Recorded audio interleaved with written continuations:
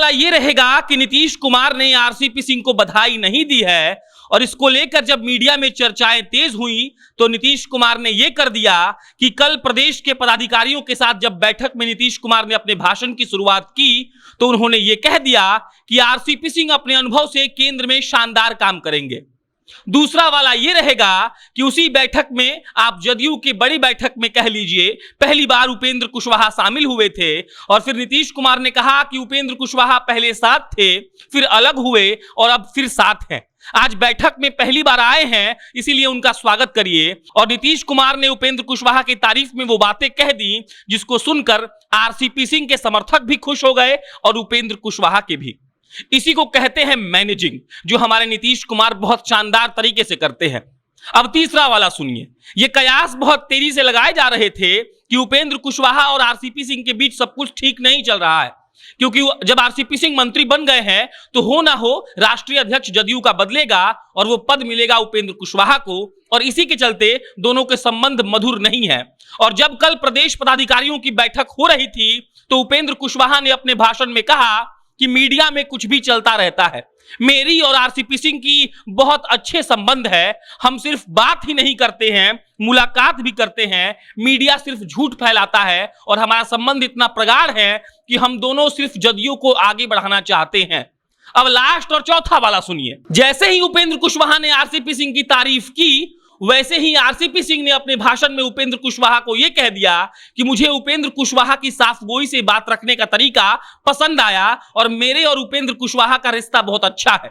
उसके बाद आरसीपी सिंह कहते हैं कि हम दोनों मिलकर जदयू को आगे बढ़ाएंगे और वो साफ साफ कह रहे हैं कि मेरे और उपेंद्र कुशवाहा का बेहतर संबंध है।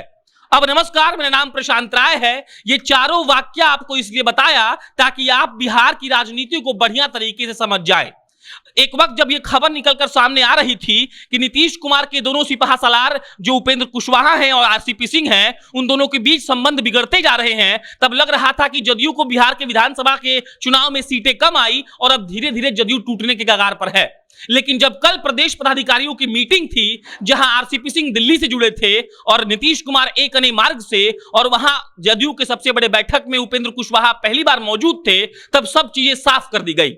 जिस बात का जिक्र हो रहा था कि नीतीश कुमार ने आरसीपी सिंह के मंत्री बनने पर बधाई नहीं दी, वो भी पूरा हो गया और इस बात पर भी मुहर लग गई कि नीतीश कुमार उपेंद्र कुशवाहा को कोई ना कोई बड़ा पद जरूर देंगे।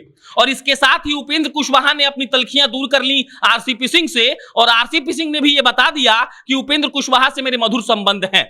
अब आप तफसील से समझिए। जब कल मीटिंग हो रही थी तो उपेंद्र कुशवाहा ने भाषण की शुरुआत की और उन्होंने साफ साफ ये कह दिया कि मुझे आरसीपी सिंह से कोई दिक्कत नहीं है, मैं नीतीश कुमार का सिपाही हूं और मेरा मकसद सिर्फ इतना है कि बिहार के हर जिले में घूमकर जदयू को बूथ स्तर पर मजबूत करना है और उसके बाद जदयू को बिहार का नंबर 1 पार्टी बनाना है।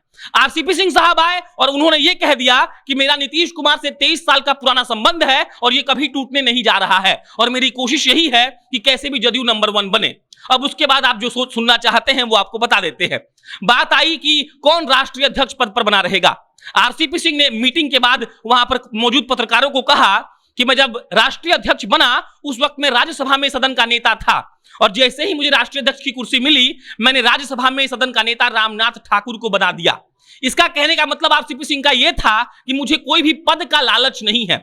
उन्होंने साफ साफ कहा कि अगर पार्टी मुझे कहेगी तो मैं पद छोड़ने के लिए तैयार हूं, लेकिन दूसरे वक्त ही उन्होंने अपना बयान थोड़ा सा घुमा दिया ये कहकर कि मैं चाहूं तो दोनों पद एक साथ मैनेज कर सकता हूं, मैं मंत्री का भी काम अच्छे तरीके से कर सकता हूं और एट द सेम टाइम मैं संगठन का भी काम अच्छे तरीके से कर सकता हूं। अब आप समझ जाइए कि आरसीपी सिंह मन से क्या चाहते हैं। उपेंद्र कुशवाहा का उदाहरण देते हुए आरसीपी सिंह ने कहा कि जब वो आए तो उन्हें संसदीय बोर्ड का राष्ट्रीय अध्यक्ष बना दिया गया। अब बताइए कि ऐसा कहां होता है। आरसीपी सिंह मिला जुलाकर अपने बयानों से यह साबित करना चाहते थे कि उनको कोई भी पद का लालच नहीं है। उन्होंने यह भी साबित कर दिया कि उपेंद्र कुशवाहा से उनका रिश्ता बढ़िया है और कल के मीटिंग में जो जदयू टूटने के कगार पर मीडिया में दिख रही थी अब वो मजबूत दिख रही है और इसकी शुरुआत नीतीश कुमार ने ही की थी। नीतीश कुमार ने पहले आरसीपी सिंह की तारीफ की, उसके बाद उपेंद्र कुशवाहा की तारीफ की और नीतीश कुमार ने यह सुनिश्चित किया कि आरसीपी सिंह को भी उचित सम्मान मिले और at the same time Upendra Kushwaha को भी उचित सम्मान मिले। और आरसीपी सिंह का यह बयान कि पार्टी कहेगी तो मैं राष्ट्रीय अध्यक्ष का पद छोड़ दूंगा लेकिन मैं सक्षम हूं, कहीं ना कहीं यह दर्शा रहा है कि आरसीपी सिंह चाहते हैं कि वो राष्ट्रीय अध्यक्ष बने रहे।